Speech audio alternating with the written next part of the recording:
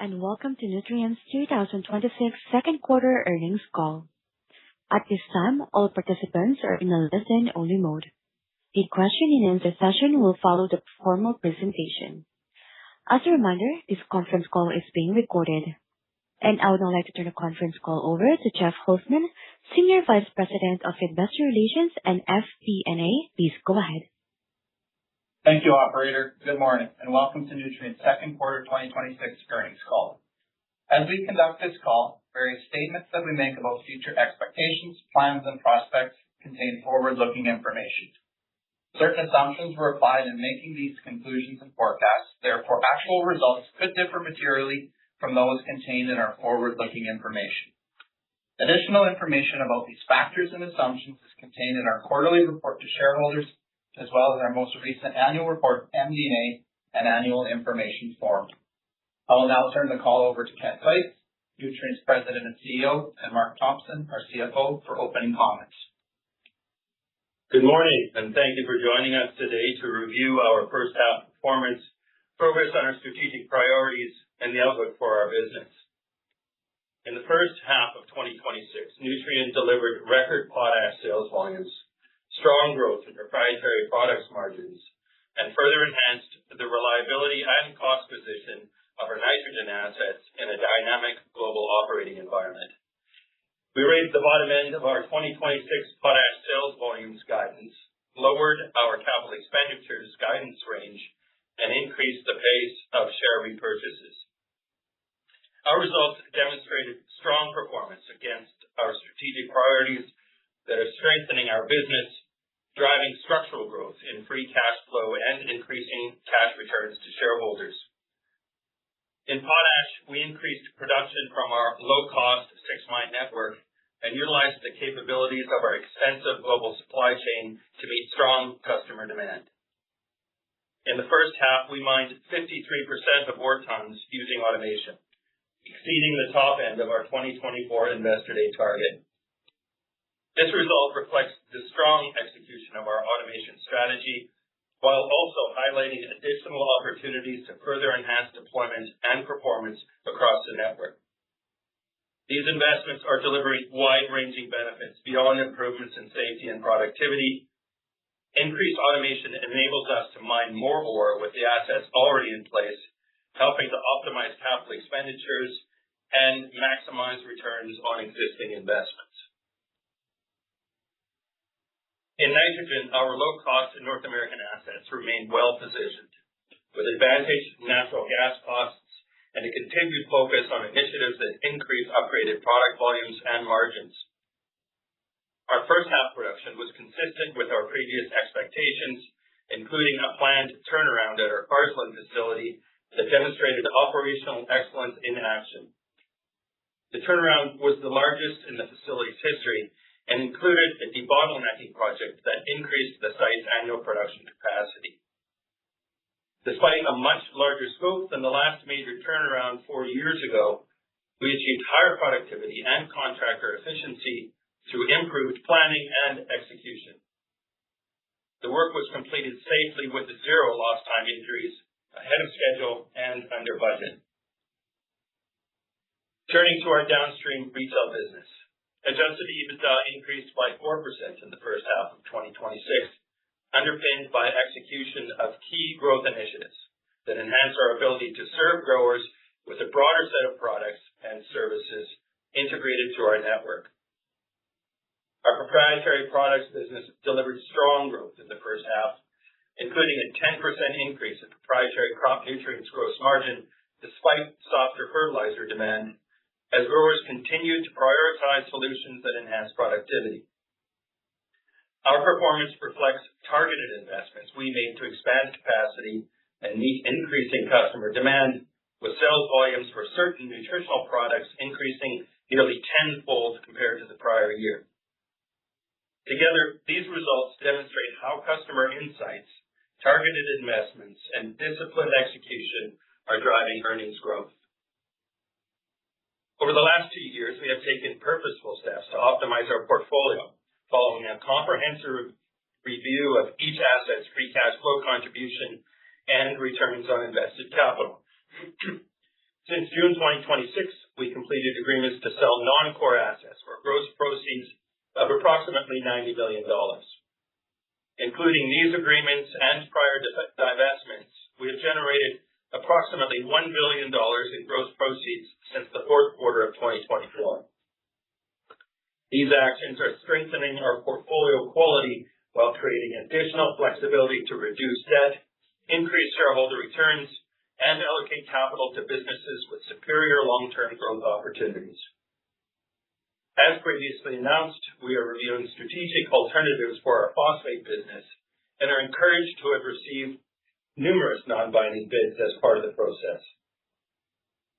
We also continue to review strategic options for our Trinidad nitrogen operations and each component of the Brazilian retail business. We remain on track to solidify the optimal path for these businesses in 2026. Overall, our first half results demonstrate progress on our strategic priorities and disciplined execution to enhance earnings quality and free cash flow per share.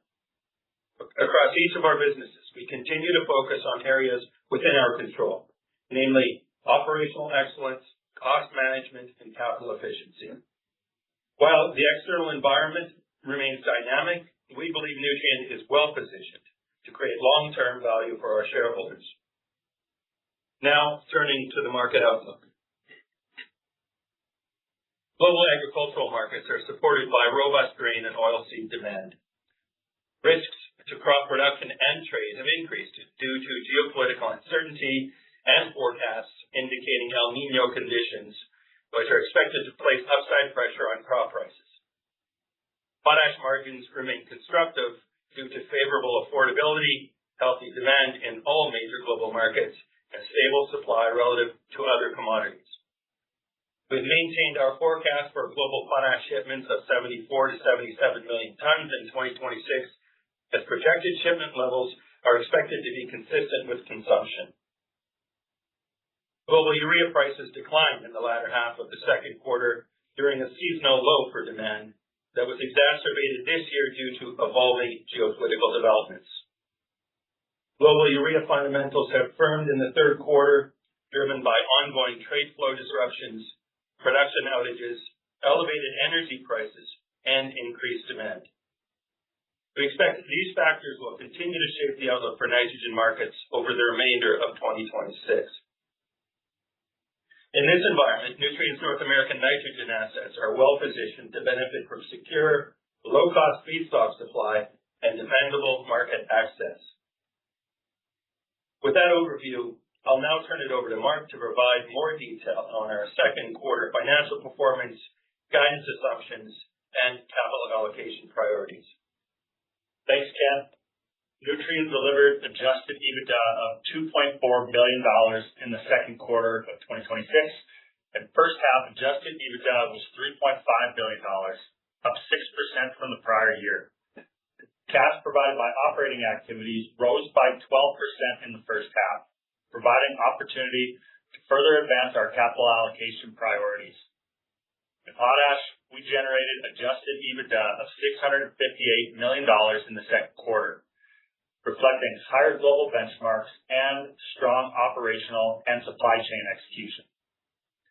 Our second quarter and first half potash controllable cash cost of product manufactured was flat compared to the prior year, due to cost control measures and the benefits of our automation program that Ken articulated. We continue to target our controllable cash cost below $60 per ton on a full year basis for 2026. We raised the bottom end of our 2026 potash sales volumes guidance to 14.2 to 14.8 million tons due to the strength of first half sales and increased visibility on the second half order book. Canpotex is fully committed for third quarter sales volumes, and we had a favorable response to our domestic summer fill program. We anticipate a similar split between offshore and domestic sales volumes in the third quarter compared to the prior year. Our nitrogen operating segment generated adjusted EBITDA of $635 million in the second quarter. Net selling prices were in line with higher global benchmarks and the timing of order book sales, with approximately 35% of total segment volumes sold prior to the onset of the Middle East conflict. Nitrogen sales volumes were down from the prior year, reflecting no production from Trinidad and New Madrid, planned maintenance at Carseland, and some deferred customer purchases late in the quarter during a period of increased market volatility. Looking ahead, the majority of our Q3 nitrogen fertilizer sales volumes are now committed and aligned with summer fill values set in late June and early July. We maintained our 2026 nitrogen sales volume guidance of 9.2 to 9.7 million tons, with planned turnarounds scheduled at our Lima and Redwater nitrogen facilities in the third quarter and higher ammonia operating rates expected in the fourth quarter. In phosphate, adjusted EBITDA declined in the second quarter due to elevated sulfur costs, which have placed unsustainable pressure on global phosphate producer margins. We maintained our 2026 phosphate sales volume guidance, supported by reliability improvements achieved in the first half, while we continue to closely monitor customer demand and sulfur input costs in the second half of the year. Our downstream retail business delivered adjusted EBITDA of $1.24 billion in the first half, up 4% compared to the prior year. Following a strong start to the application season in the first quarter, North American retail crop nutrient volumes declined in the second quarter, in particular for phosphate and nitrogen. The reduction in commodity fertilizer volumes was offset by strong proprietary products performance. We maintained our full-year retail adjusted EBITDA guidance of $1.75 to $1.95 billion, with the midpoint of the range underpinned by three key items.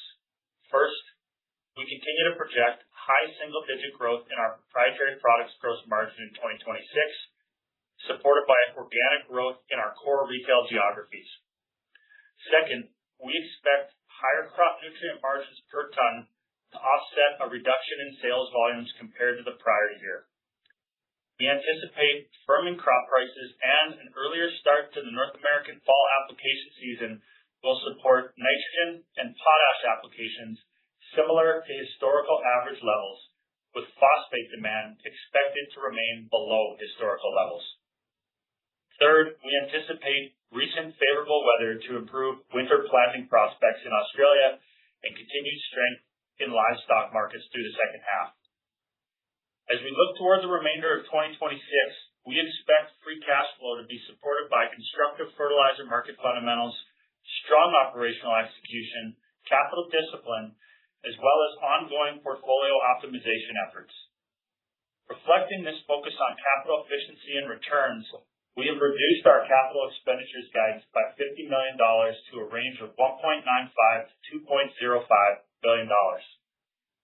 We increased share repurchases in the first half of 2026 by 26% compared to the prior year, and have stepped up our repurchase pace in the third quarter to approximately $75 million per month. This is consistent with our capital allocation approach of increasing cash returns to shareholders and maintaining a strong balance sheet as we structurally grow free cash flow. I'll now turn it back to Ken for final comments. Thanks, Mark. The results we shared today demonstrate progress towards strengthening the business and positioning Nutrien for long-term growth and resilience.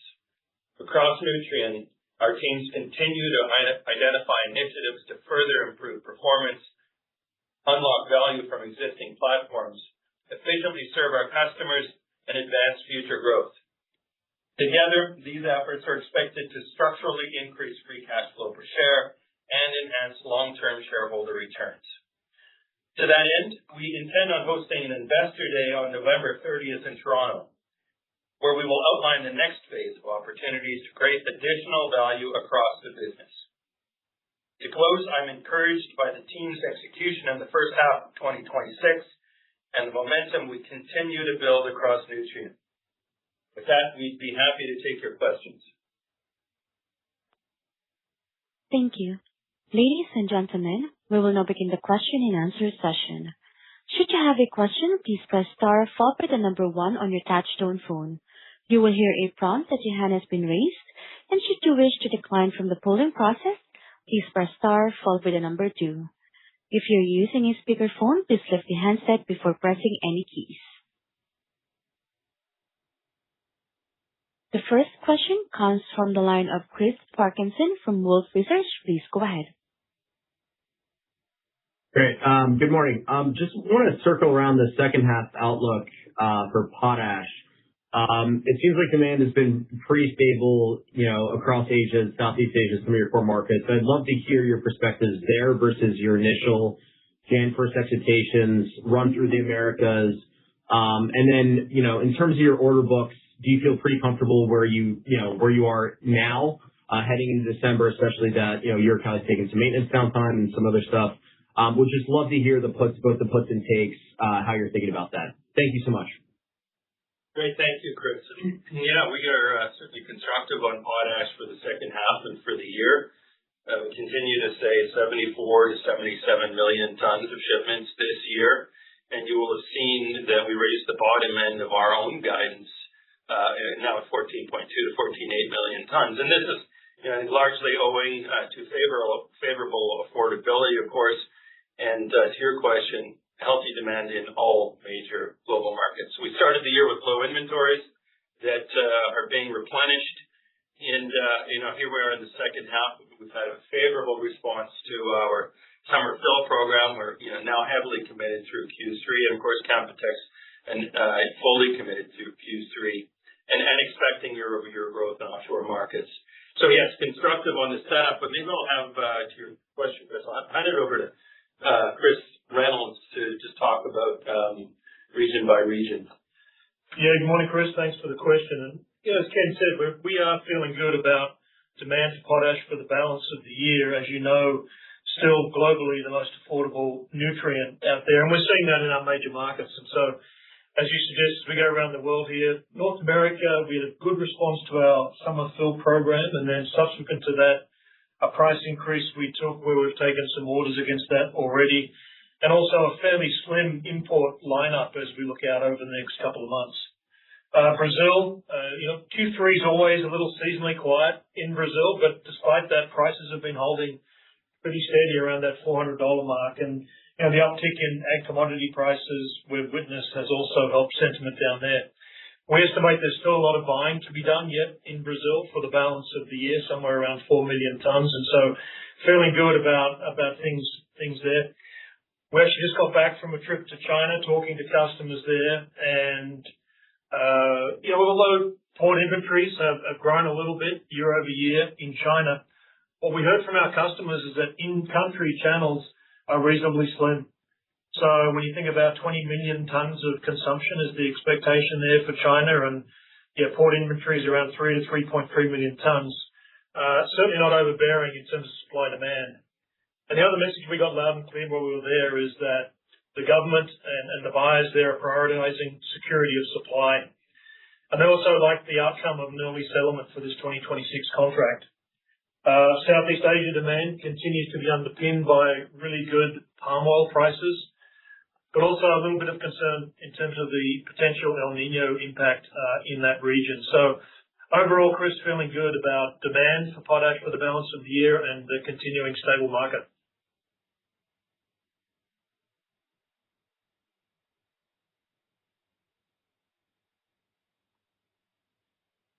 Thank you. Your next question comes from the line of Ben Isaacson from Scotiabank. Please go ahead. Thank you very much, and good morning. Ken, my question is, can you please talk about Nutrien's roadmap to expanding potash capability towards 18 million tons from somewhere around 15 today? It seems like you're getting close to your limit of capability, and given that supply is coming to market and given where demand growth is, what is the timing? What is the CapEx? And do you still want to be in a 19 to 20% market share range in 4 or 5 years from now? Thank you. Great. Thank you, Ben, for the question. And, the short answer, just to start on the demand side and market shares, yes, 19 to 20% historically has been sort of market share that we've had globally. And then, that's owing to the fact that we've had customers in each of these regions for many decades, and those customers are growing in each of their regions as demand for potash continues to grow, and we grow along with them. We've become a reliable supplier of high-quality volumes around the world for those decades now, and like I say, our customers want to grow with us. So then when we look to our own network, and to your question, we ask the question, well, how are we going to continue to meet demand and 19 to 20% market share? We do have our 6-mine network, low cost, sits very well on the cost curve. Mark just mentioned we've been successful at keeping cash costs per ton below $60. Part of that is the mine automation work that we've been doing.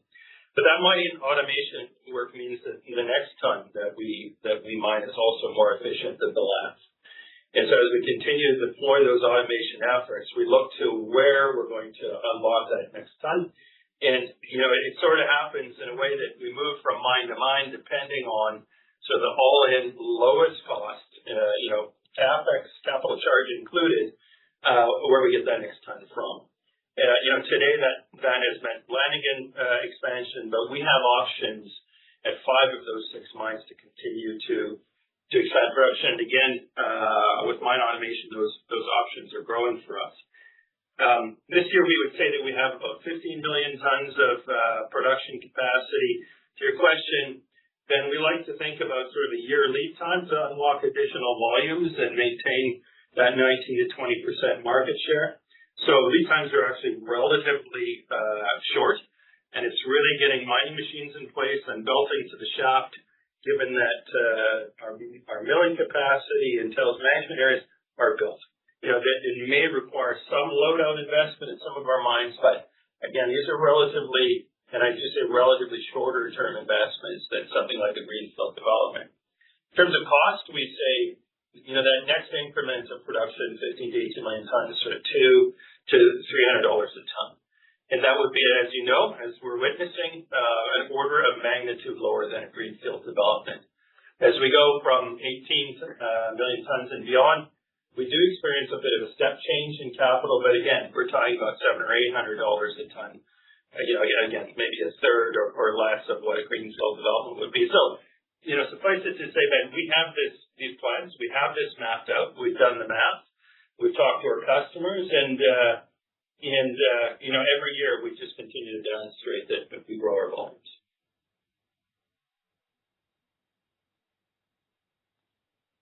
Your next question comes from the line of Andrew Wong from RBC Capital Markets. Please go ahead. Hey, good morning. Thanks for taking my questions. I just wanted to ask about the pace on buybacks. The Q2 dollar amount was up pretty meaningfully versus Q1.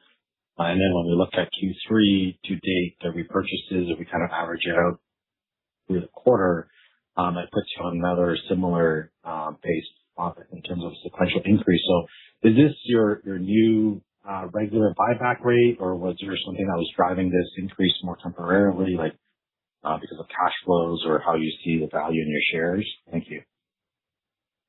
Yeah, thanks, Andrew. And, we do have, I would say, a pretty disciplined capital allocation structure and framework that we stare at as we make these decisions. We talk about it quite a bit with our board, but I will hand it over to Mark to just provide a color around that framework.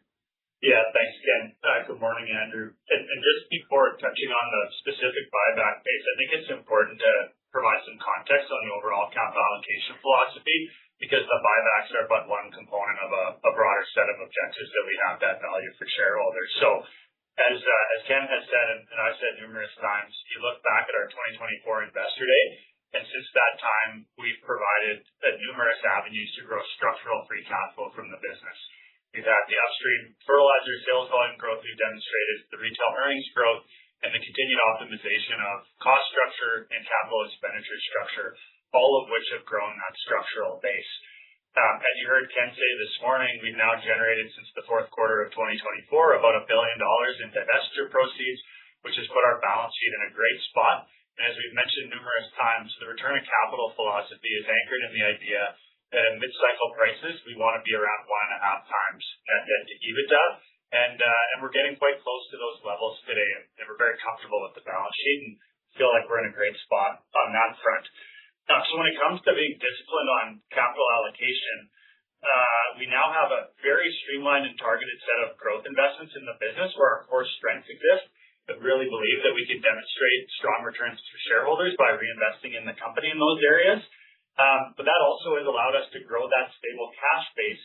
And as demonstrated, and as you noted, this has allowed us to increase the pace of ratable share repurchase activity. That ratable share repurchase activity is also linked to the ability to grow dividends per share over time without growing dividend expense. So when you zoom in on that framework and you look at this year specifically, we've gone from starting the year at a pace of around $50 million per month to around $55 million per month, and now in the third quarter, $75 million per month. And what I'd say is with the second quarter behind us and the strong execution that we've outlined this morning and demonstrated in our results, there's confidence in cash generation for the year. I think as we zoom out even further and think about that buyback over time, there's certainly going to be this structural component to the buyback that as we grow free cash flow, the opportunity to increase that ratable buyback grows over time. Inevitably with our business, there's also a cyclical component to that buyback as we move through cycles where we'll be looking at the balance sheet and looking at where we are in the cycle. But for the remainder of the year, we anticipate that we will remain in and around these levels. And as we get into 2027, we'll be looking at all the factors that I just talked about and that Ken's outlined as we continue to level set that ratable buyback. But the most important component of this is that shareholders can expect that Nutrien will continue to be a strong returner of capital, and the share repurchase mechanism is our preferred avenue to do that.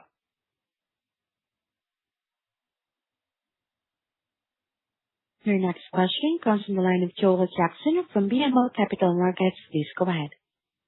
Hi, good morning. A little preamble to my question, but I've noticed, in Q2 for retail, obviously a big quarter for retail, it was the lowest domestic fertilizer volumes like forever, since 2013. We all know that Agrium and Nutrien have been acquisitive in retail since then. Volumes are down a lot year over year. We all know what happened with commodity prices across Q2. But I was wondering if you could talk about it. And this also lets Nutrien retail EBITDA being down in Q2. Can you talk about exactly what was happening in the domestic retail fertilizer market? Was there a buyer's holiday because of commodity prices, fertilizer prices? And what does that set up for the rest of the year in terms of inventories in the market?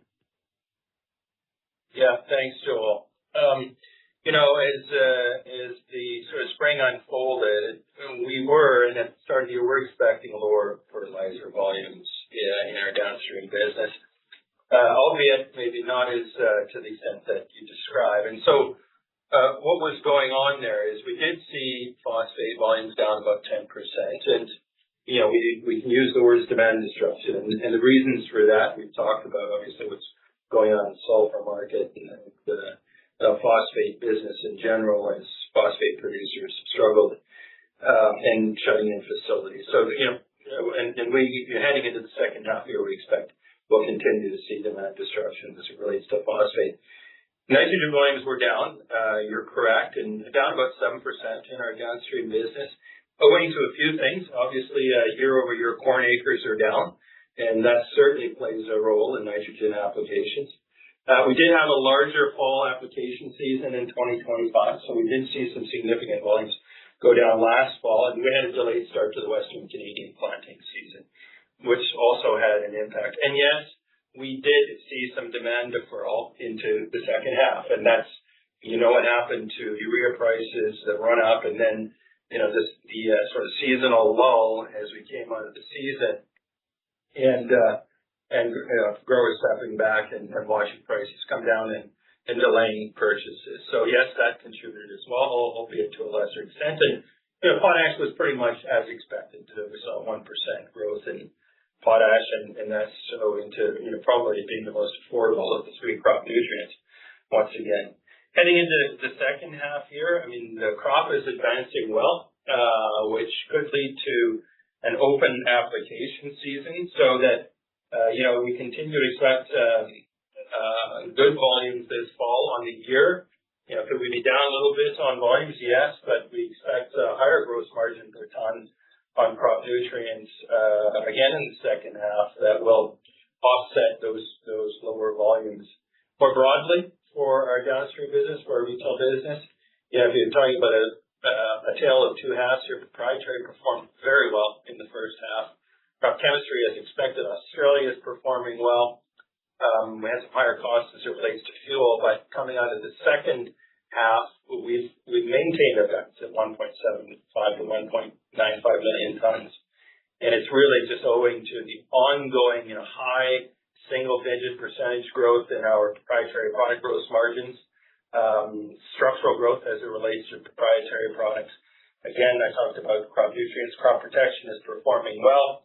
We saw that in Q3 as farmers seek to maintain plant health. And so again, those point to the midpoint of our guidance, those assumptions, and again, maintaining that 1.75 to 1.95.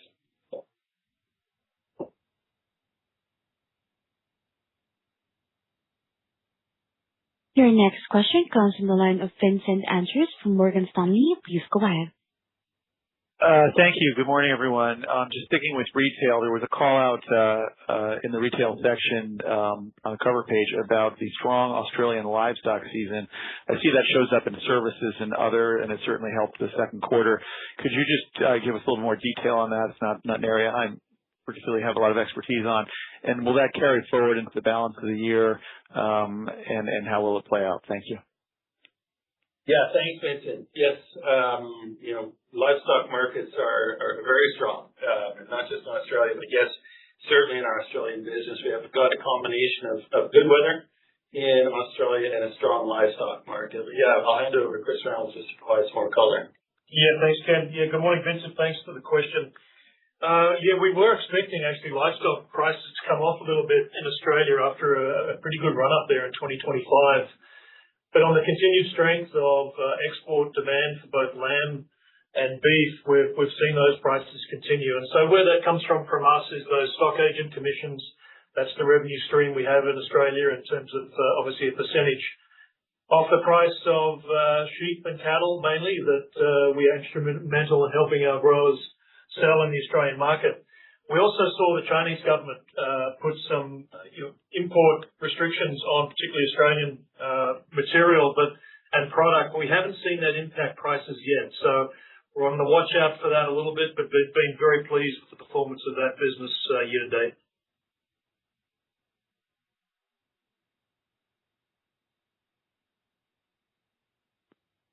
And your next question comes from the line of Kristen Owen from Oppenheimer. Please go ahead. Thank you. Good morning. While we're here in retail, let's stick with that. I wanted to ask about your proprietary products growth, up about 3% year over year here in the second quarter, but 16% gross margin growth, larger than that if we look on the first half. So 2 questions. First, can you help us unpack the drivers of that gross margin strength there? And then second, we've heard from some others in the space, maybe a bit of timing shift from here in North America from 2Q to 3Q. Any color that you can provide on any timing shifts that you may have seen and, again, the drivers of that gross profit growth. Thank you. Yeah, thanks, Kristen. I know proprietary products, as you say, performing very well. We believe this continues to demonstrate structural growth in gross margin contribution from proprietary products. We've launched 26 new products this year, and again, seeing strong demand in our core geographies. The first half, that was once again a story of our crop nutritionals in light of volatile fertilizer markets, and constructive on the second half as well. I'll hand it over to Chris to give more color on some of the drivers of that growth. But as it relates to timing shifts, it really just pointing to nitrogen. And again, we saw some bit of deferral, I'll say a bit out of H1 into H2 in our downstream business, and the way the fall's setting up here, we're expecting good applications of NNK in the fall. So that would be sort of the timing shift that I point to. But again, Chris, back to you for proprietary products structural growth. Yeah, thanks, Ken. And Kristen, thanks for the question. Yeah, we've been really pleased, obviously, with the performance of our proprietary products range so far this year. And as Ken said, underpinned by the introduction of a number of new products and a terrific response from the market to those new products. Growers are obviously very focused on yield right now, although commodity prices have moved up a little bit, which is helping sentiment. as we walk the fields with our growers, all of that conversation is around how do I increase yield? How do I preserve the yield that I have in this crop? And so really that comes back to increasing the efficacy of commodity fertilizers, and particularly when a product like phosphate gets high, it's okay, how can I enhance the efficacy of this phosphate product with some proprietary products? And that's what we're seeing in the marketplace. I think some of the spill from Q2 to Q3, we're seeing that particularly in fungicide demand growth. We've had wet weather through many parts of the Midwest, and so growers keen to protect their crop against potential fungal disease, and we're helping them do that. So lots of conversation about yield preservation and how our proprietary products can help them to do that.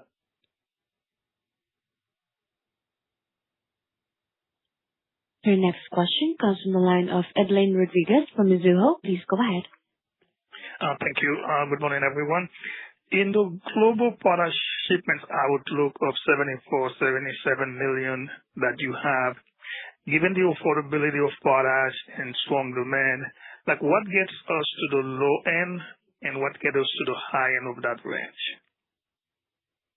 Great, Edlain. Thank you. Yes, we've got a set of assumptions, as you might expect, on both ends, and I'll hand it over to Mark just to walk through them.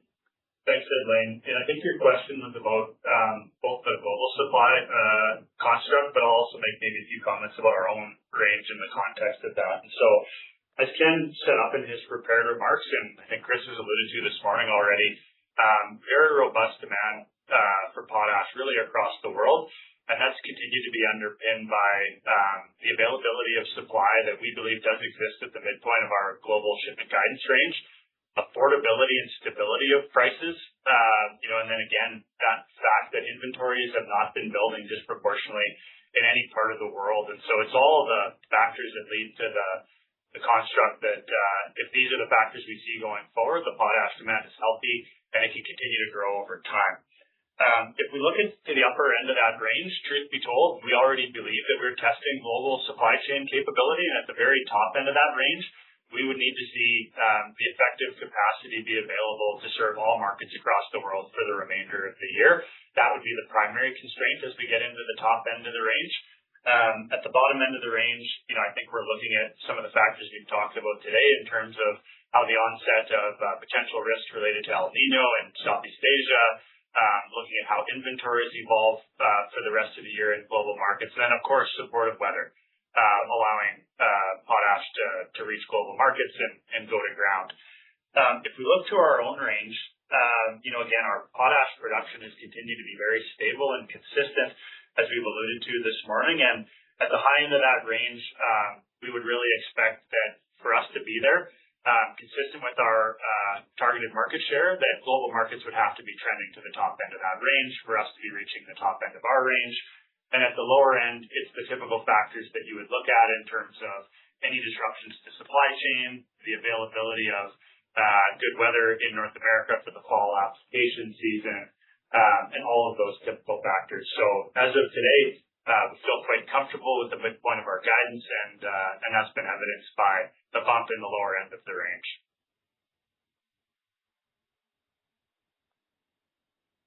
Your next question comes from the line of Jeff Zekauskas from JP Morgan. Please go ahead. Thanks very much. I think in your retail segment for the quarter and for the first half, your SG&A costs are up about 6%. And I realized that last year they were down. What's causing that level of inflation? And secondly, your seed gross profits were down about $20 million in the quarter. Was that a particular line of seeds or type of seeds that caused that shortfall, or can you explain what's going on there as well? Yeah, thanks for the question, Jeff. And yeah, a number of moving parts there on the SG&A front. I'll hand it over to Mark, and Mark, I'll hand it over. Yes, it was also on seed, just a particular crop, but I'll hand it over to Mark to talk through what we're seeing on cost in a little more detail. Yeah, thanks, Ken. Good morning, Jeff. Obviously, as always, there's a number of moving parts. I'd say when we step back and we think about the structural changes that we've made to the cost profile on our retail business, but also more broadly across Nutrien, that we believe that we're maintaining those structural cost savings that we've delivered. And so the single biggest factor that's driving the higher retail expense in the first half is something that we talked about post the war on our May call in terms of our guidance assumptions, which was higher expenses coming primarily from retail fuel and fleet costs, the fuel being the biggest of those factors. And so with the significant increase we've seen in global energy prices and the significant fleets we have and the importance of fuel to execution of the business, we put a number of safeguards in place, but of course we're not immune to those costs. And so as we speak and we look to the second half of the year, we continue to look at the factors that we can control in terms of cost discipline in the retail business, but that's the largest of those factors that I would point to. And then maybe I'll just hand it over to Chris to talk about the seed portion of your question. Yeah, thanks, Mark. Good morning, Jeff. I think what you're referring to would be mainly the impact of lower rice acres, and so fairly significant decrease there that we weren't expecting, but I think that was the main reason for the decrease in seed sales.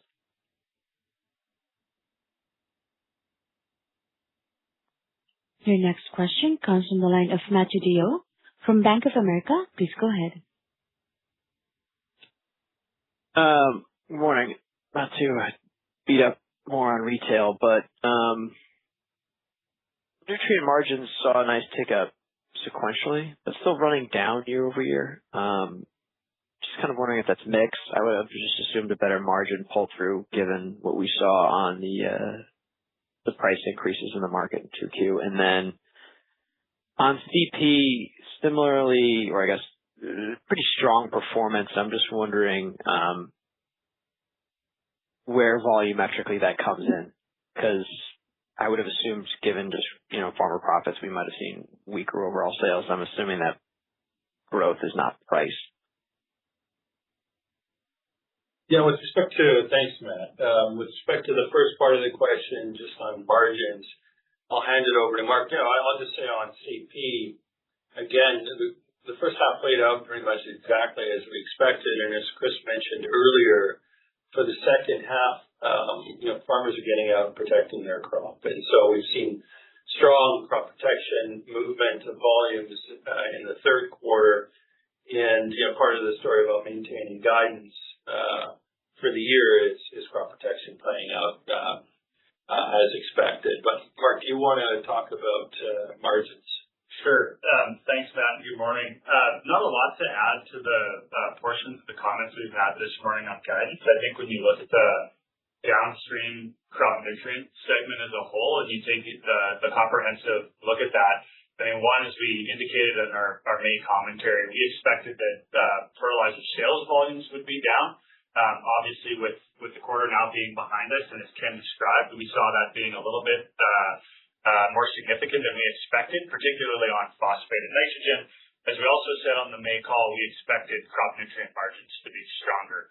That dynamic is something that we continue to expect to occur into the remainder of the year, that we expected year over year. We're going to have crop nutrient margins be stronger than what we saw last year, and that will partially offset some of the weakness we saw in volumes in the first half. And then, of course, in the second half, as we've laid out today, expecting phosphate to be down, but nitrogen and potash crop nutrient sales volumes closer to historical average levels.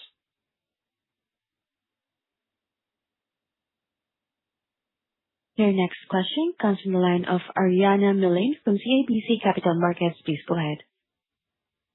Hi, good morning. On nitrogen, do you still see some level of cautiousness among buyers, just given continued volatility in the market and related to both the Middle East conflict and Russia and Ukraine, or was lower prices all that was needed to sort of return to normal? And then on that note, do you expect us to see to some degree a geopolitical risk premium in the nitrogen market over the medium term?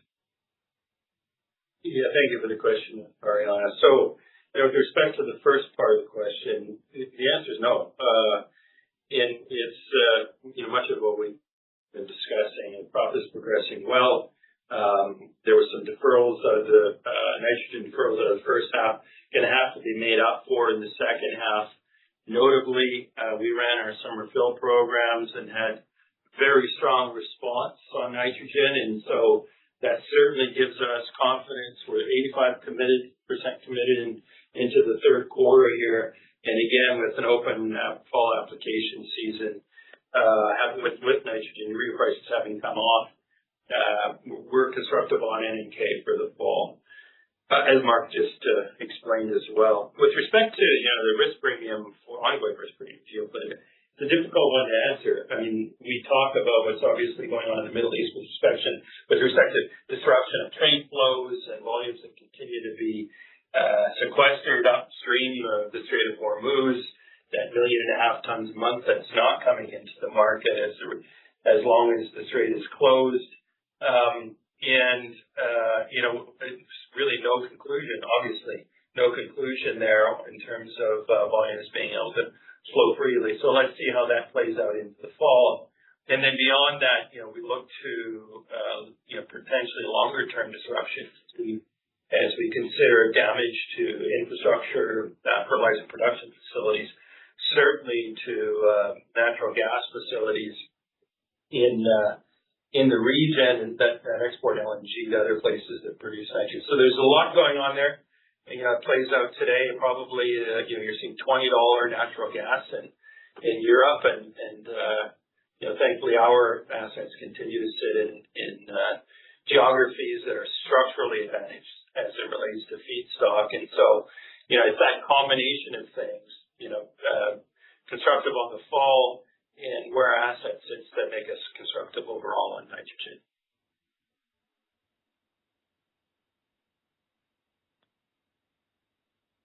Your next question comes from the line of Benjamin Theurer from Barclays. Please go ahead.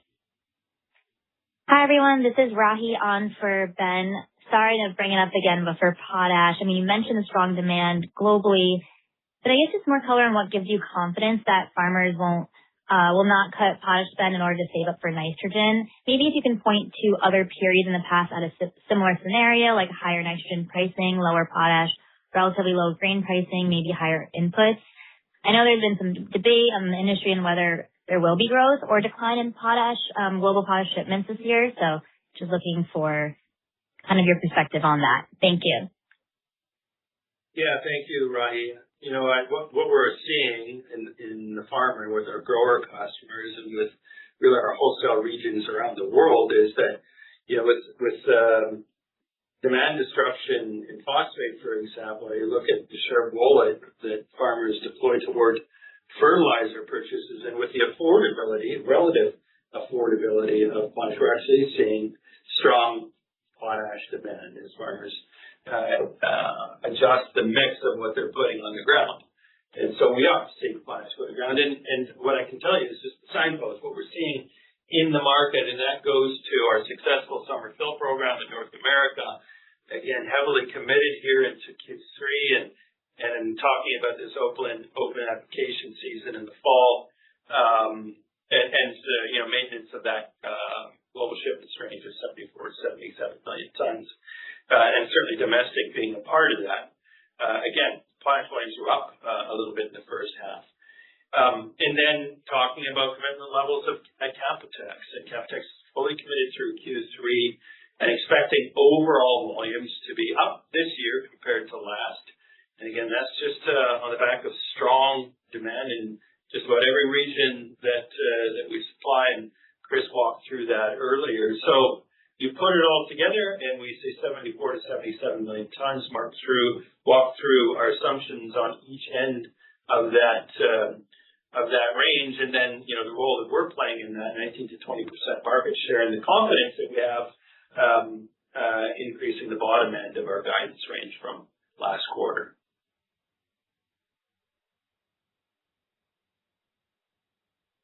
Your next question comes from the line of Lucas Beaumont from UBS. Please go ahead. Thanks. Good morning. I just wanted to ask one on phosphates. You haven't had to reduce your sort of segment volume outlook there at all, since you guys haven't had to curtail production from the cost pressures that are coming on the input cost side.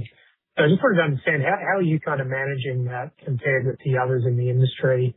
And then just in terms of the strategic alternatives there, given the sort of current market disruption we're seeing this year, do you think you'd sort of be able to get the value you want for that asset this year if you're looking at a sale, or would it be better to maybe come back to that in 12 to 24 months once things settle out there? Thanks. Great. Thank you for the question, Lucas. Yeah. So with respect to our, current operations in our phosphate business, we've spent an extraordinary amount of time and effort over the recent years to diversify our product mix, developing premium products, and also focusing on cost reduction. And those efforts have been successful. Today, the operations are running well. They're running safely. It's true that we continue to watch sulfur prices and contribution margins, but today, contribution margins are in the black, and we can, like I say, continue to run those operations.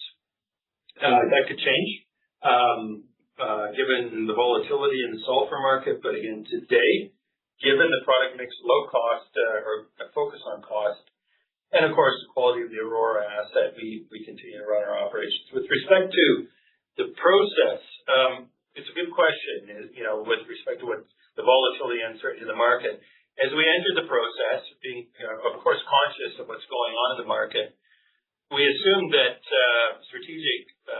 any prospective strategic buyer would look through the current volatility, knowing that the phosphate market today is completely unsustainable. Something has to change and will change. And again, that any strategic buyer would look through the current market and understand the quality asset that Aurora is, and assessing what springs in our feed plants. That's exactly what's happened, Lucas, as we've invited interest in those assets. We're encouraged by what we see. We've had a number of responses. We're in the process now of shortlisting, and I can tell you we've had companies interested in all of the assets, some of the assets, everything in between. We're going to be working through that over the coming months. And again, as we've shared, have some conclusions we expect on our strategic review by the end of this year. So it's a good question, but we are encouraged by what we're seeing.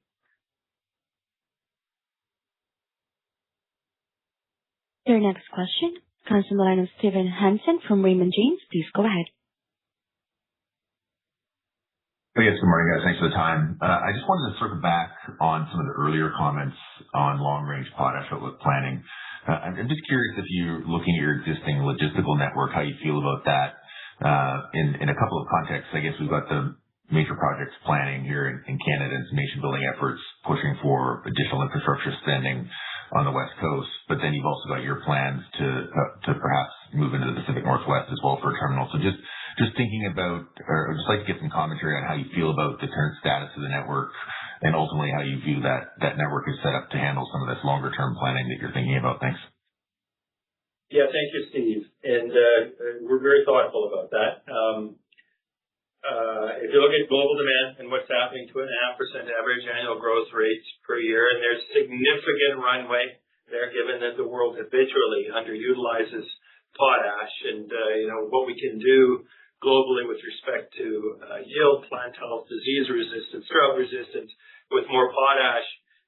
Like I say, there's a long runway. So we plan for long-term growth. We have the customers in end markets to achieve that, and of course we have the volumes underground here in Saskatchewan to provide to them. As you say, it's everything in between that we need to be thoughtful about, and we are. So with respect to the end markets, whether it's North America, we say that set of infrastructure is built out more than probably anyone has done in our business, right through to our wholesale customers in North America and on to farms. It is true. We continue to scrutinize cost and efficiency among that network, and we do see opportunity to get better there. But we expect the majority of our potash volume growth to take place offshore, overseas. And to your question, Steve, how are we thinking about preparing for that today? Via Canpotex, we have sufficient port capacity to meet near and medium-term volume growth. We have the rail contracts in place to get to those terminals. And of course, our load-up facilities, as I mentioned earlier, are sized to meet growth. And over time, when we talk about an incremental step change in capital beyond 18 million tons, part of that is the load-out facility store. We'll have to build some more load-out, but we'll be planful and thoughtful about that with lead times that accommodate the volumes to flow. With respect to terminal infrastructure for the long term, yes, we like to have some options. We don't like all volumes going through one location, so we like to diversify that. Two, we know that we need more terminal capacity over the long term. And so, yes, that led to our announcement of exploring Longview as an option for us to construct a terminal for that long-term growth. Put that whole picture together, and we don't see impediments to our continued growth in potash production as we serve our customers globally.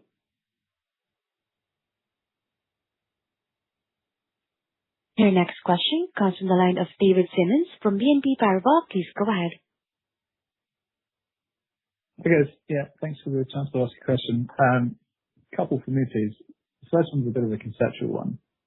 How are you thinking about increasing biofuel mandates around the world in relation to the amount of fertilizer the world will need in the next 5 years? I saw a UN piece on food security risk yesterday, but it strikes me that with a lot of tension around the oil market, there seems to be a big increase in biofuel mandate. And secondly, your retail business has a lot of agronomists across the US. There's a lot of debate about weather conditions in the Corn Belt, particularly around having had quite a dry July. Do you have any view on the yields for US corn this year? Thank you. Yes, David, thank you. It's a couple of great questions. So I will hand it over to Jason Newton, our chief economist, to studies both of your questions quite closely. So, Jason. Thanks, Ken. Good morning, David. There's a number of different biofuel mandates that are expanding globally that have been providing support to grain demand and prices already. So if we look at Southeast Asia, and we've mentioned already the strength in palm oil prices, and part of that's driven by strong vegetable oil demand, expanding biofuel mandate in Indonesia, which is moving to a B50 mandate there that's expanding domestic demand. And so that's been supportive of palm oil prices and grower economics in that region. In North America, we also see support for biofuels and potential expansion into year-round E15, expansion of renewable diesel production in the U.S. We've seen recent expansion announcements for crushing capacity for soybeans, and so that's really supportive of the demand, and we've seen strong demand for grains and oilseeds tighten those supply-demand balances versus what was expected earlier this year. And as we look over the medium term, with that increased certainty, we expect increased domestic demand in the U.S.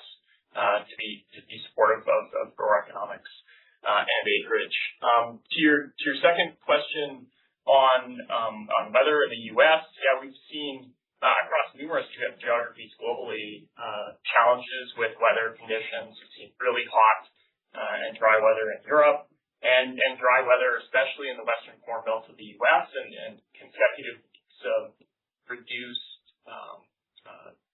condition ratings in the U.S., providing potential downside on yields. And we'll watch how that develops going forward.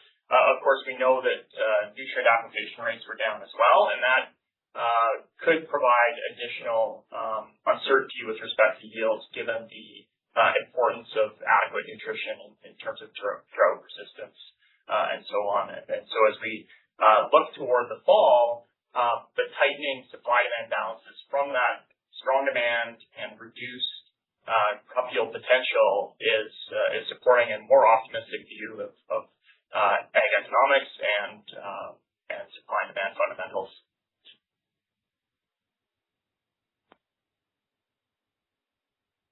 There are no further questions at this time. I will now turn the call back to Jeff Holzman. Please go ahead.